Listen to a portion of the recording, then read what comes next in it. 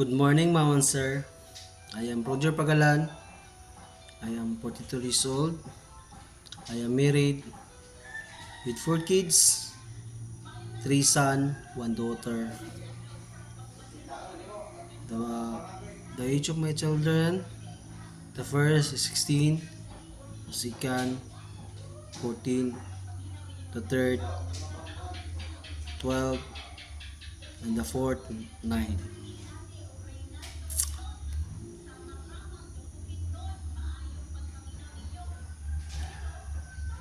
My my work experience here in Hong Kong,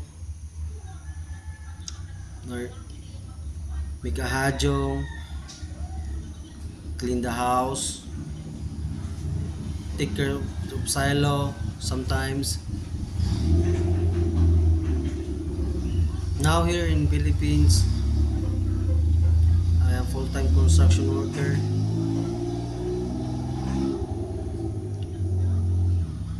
carpenter, mason plastering, tile seater.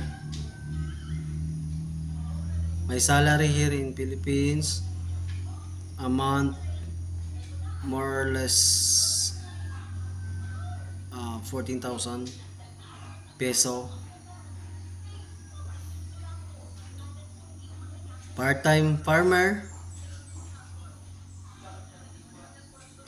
and I don't drink alcohol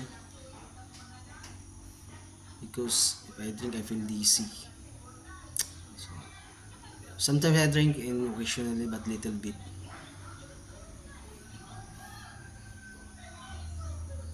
That's all, and God bless you all. Thank you.